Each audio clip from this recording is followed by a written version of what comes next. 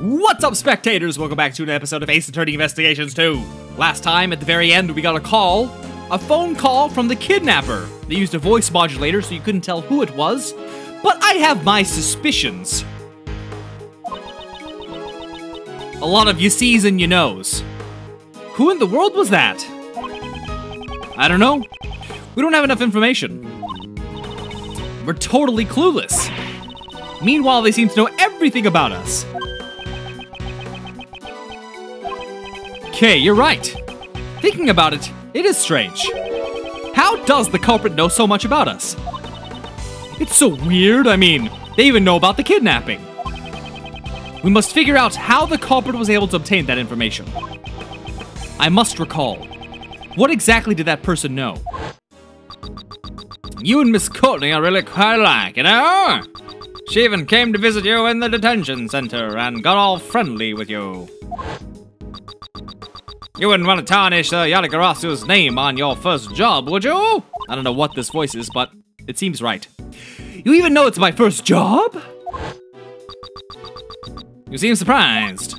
If only I could see the look on your faces. That's it. By analyzing our conversation with the culprit, I figured it out, Kay. I know the source of this person's information. Really? In all likelihood, this person probably has been tailing? Is it tailing or photos? A bug! It could be a bug on the Yadagarasu badge, maybe? I believe it is highly likely that we've been bugged. Bugged? If you recall what that person said, you seem surprised. If only I could see the look on your faces. If they couldn't see our faces, that means they weren't taking our pictures or following us. Then they must have planted a bug somewhere. Could it be in my stuff? It's in your badge! Was there anything they could have had a chance to bug? There must be a hint somewhere in our conversation just now. That's right. That person knew something they just shouldn't have. The conversation between Judge Courtney and myself in the visitor's room. Judge Courtney! Shh. Have a seat. The only evidence I had with me at the time was... where was the bug planted? It's gotta be the badge. Yeah! May I see your badge? My Yadagarasu's badge? No way. Why not? Mr. Edgeworth, just because you became a great thief's assistant doesn't mean you're ready to wear this badge yet. That's not it. It's very likely that a bug was planted in it. What? In my badge? Let's take a closer look. Let's flip it around. It must be inside, right? Because you can kind of see an inner lining, but no, you can't. Oh, yeah, okay, there is one, okay. This is... it seems I was right. Yadagarasu's badge data. How did you know? The person had been in contact with you. You mean, when I was knocked unconscious? Yes, that's why I thought one of your possessions might have been bugged. But that person also overheard my conversation with Judge Courtney. Even though that conversation took place in the visitor's room, with just the two of us. So you were holding on to it at that time, sorry. Exactly, all the other evidence has been taken away from me. Only the badge remained with me. So this creep's been listening in on us the whole time? Indeed, that must be how they knew about all the information we collected. Does that mean they're also listening in on this conversation? Most likely. Hey, Buster! Kay! Eavesdropping is for cowards! Why don't you come out here and fight us like a man? What's all this thumping? What was that sound just now? Ow! That's Nicole. Honestly, y'all scared the bejesus out of me. Your voice was so loud there, little missy. I was so surprised I done fell flat on my behind. Sorry? What were you getting us so riled up for? You gotta hear this. It really grinds my gears. Yes, yes. Okay, please just leave it at that. Unless you want to make tomorrow morning's headlines.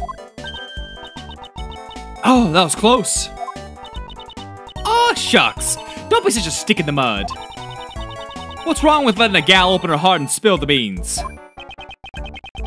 For now, I'll turn the bug off.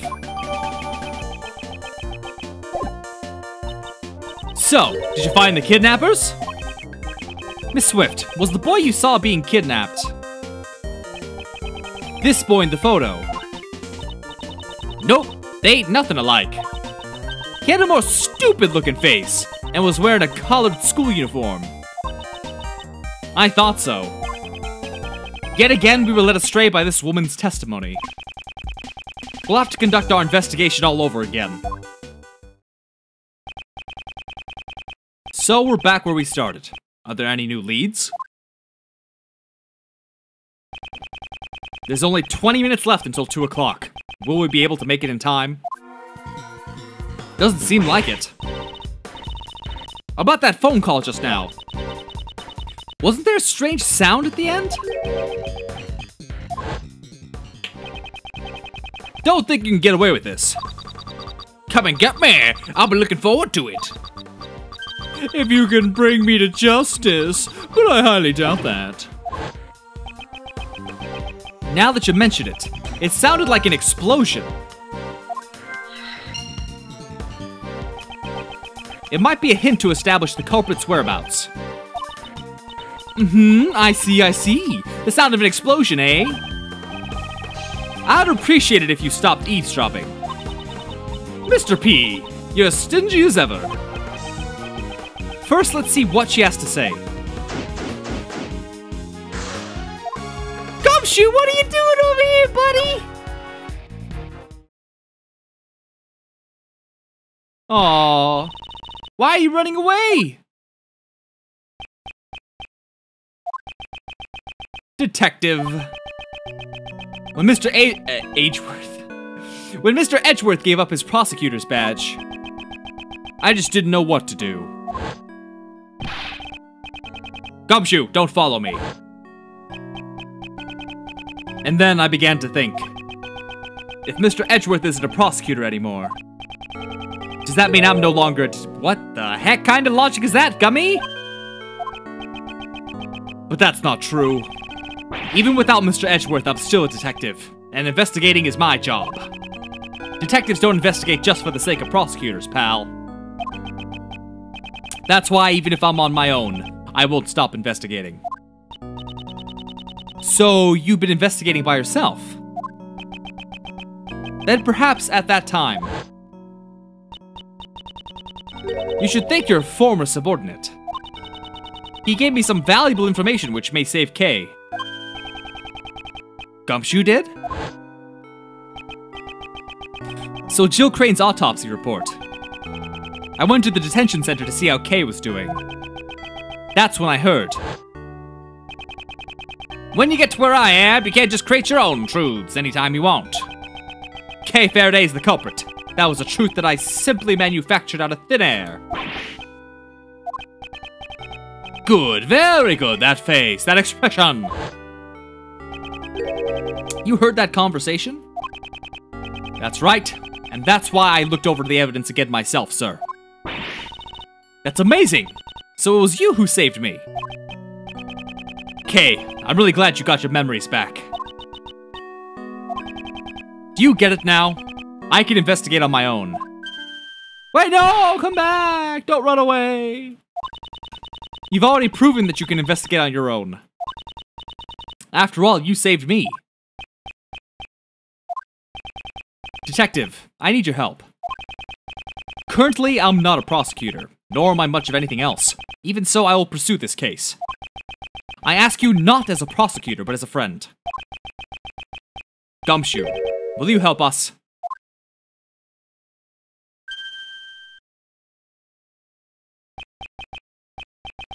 Oh, please cut it out, sir.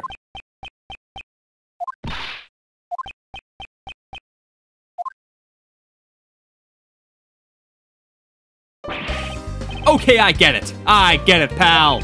I can't bear to see Mr. Edgeworth bowing his head to me like this. Thanks. What do you want me to do, sir? Gumshoe, please tell me what you found in your investigation so far. Roger, leave it to me. I have 3 things to report. First up is about Kay's clothes that were sent to the crime lab.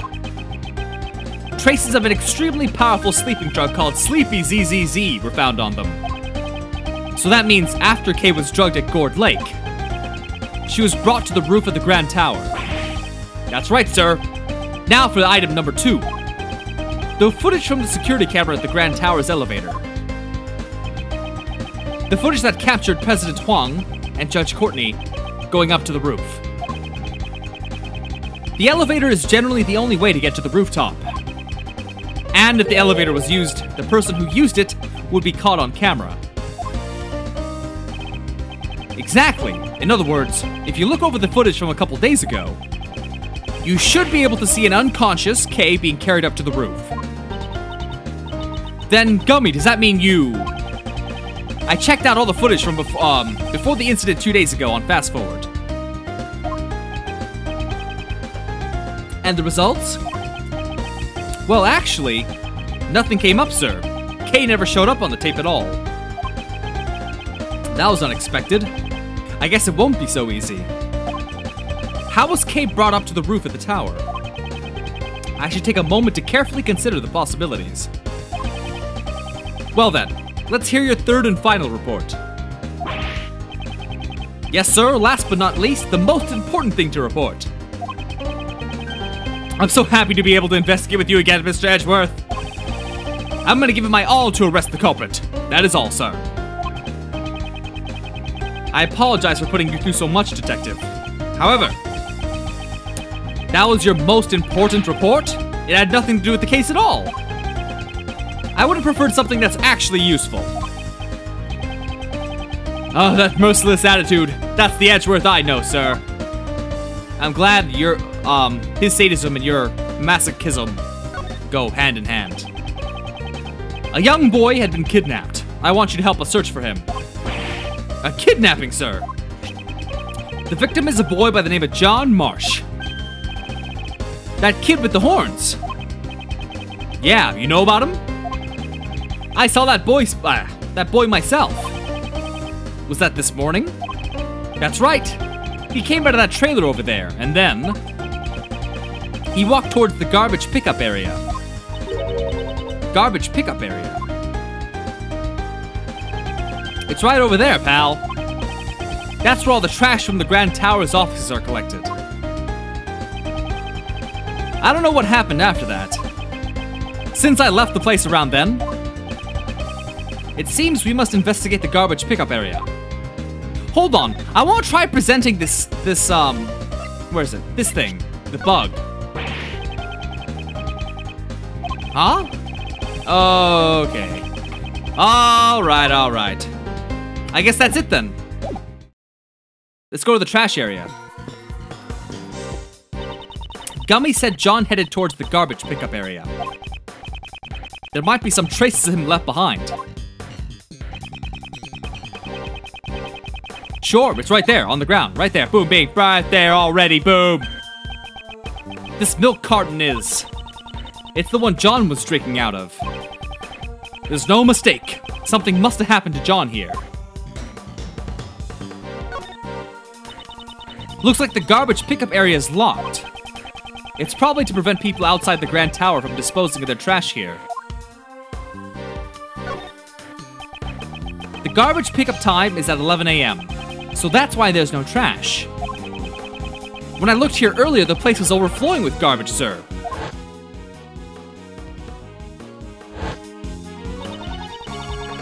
Looks like today's the day when bulk waste is collected during the garbage pickup. There really were a lot of bulky items placed here, pal. The garbage truck's compactor can crush any kind of garbage to dust. No, it seems in the case of bulk waste, it's transported as is without being crushed. Why do you know about how bulk waste is disposed of, Edgeworth? Maybe Mr. Shields, in order to accomplish his Edgeworth acquisition plan, Sent him something like a moving process instructional brochure. There are times when you're so sharp it's scary, although there are few and far between. Combined with Detective Gumshoe's testimony, the chances are high that John was attacked at the garbage pickup area. If it was here, there wouldn't be many witnesses. But why would John have come to a place like this? It would be natural to think that he came here to throw something away. We have no way of knowing since the garbage truck has already collected everything. Wait, are we not done? There's nothing left. Hold on, let me look at... there is logic. Explosion. Cars. No, none of these are helpful. Isn't that everything? Let me try again. We'll know for sure in a second. Okay, yep. Yeah, we've examined everything here. All right. I think we're also supposed to speak with Nicole again. Hold on. All my hard work's helped move the case forward. I reckon it's all in a good day's work. I'm not so sure about that. We've been chasing after an entirely different person. Indeed. It seems she did not properly examine the photo earlier. What now? Is my info really all that bad? No. Some of the blame also falls on us for relying on a dubious information source. It's time for us to regroup and start over. Could you hold on a sec? If you think I'm staying quiet after being called a dubious source, you got another tink coming. Fine then. Guess I'll just have to tell you about the story I've been saving.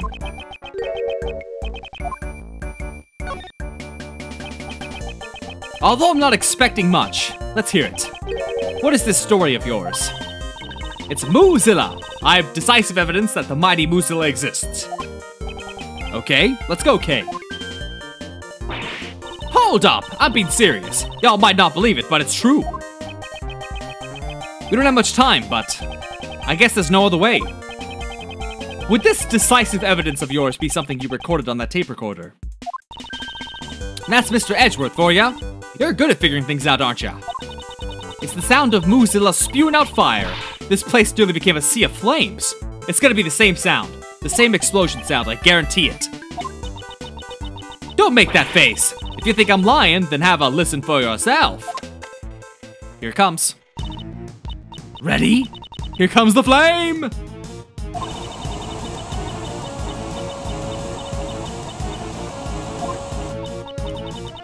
Oh crap, I'm wrong. It sounds nothing like the explosion. How was that? It's hard to tell over your shouting, but if you say so, I guess they could be flames. Miss Swift, did you truly witness these so-called flames? Well, to tell you the truth, I didn't really see it with my own two eyes.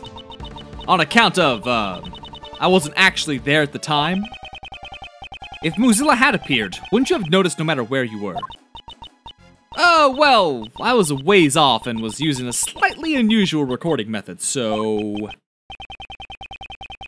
Could you explain? Guess I just dug my own grave. Truth is, I was aiming for a story, so I did me some wireless wiretapping. Wait a minute. Wireless wiretapping? If there's no wires, how'd you tap them? Okay, please don't concern yourself with the semantics. She was simply intercepting wireless communications and listening in without permission. I have been spending the last few days scoping out the Grand Tower with my mentor. So you were investigating the black market auctions? In that case, you naturally would have tapped the immediate area surrounding the Grand Tower. You betcha. But, right then and there I hear an ear-shattering roar. Finally, Moozilla appears. My heart's pounding. I feel him drawing near.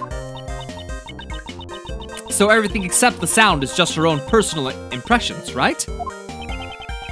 In the end, it seems that you didn't actually see anything. Well, I reckon writing's more my thing. Anyways, as I continue tuning into the station, or situation, dear lord, little Miss K over there almost shatters my eardrums. Eavesdropping's for cowards! Blah! What was that sound just now?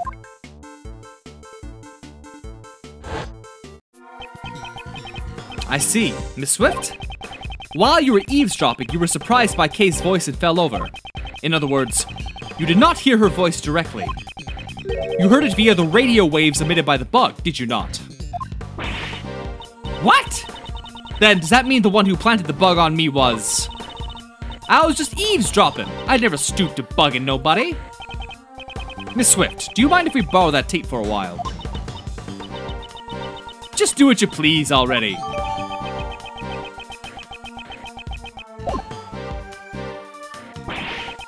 Mr. Edgeworth! But before we get into a conversation with the very big circus, let's go ahead and end this video here. So stay tuned for the next one, and have a lovely weekend. Bye-bye!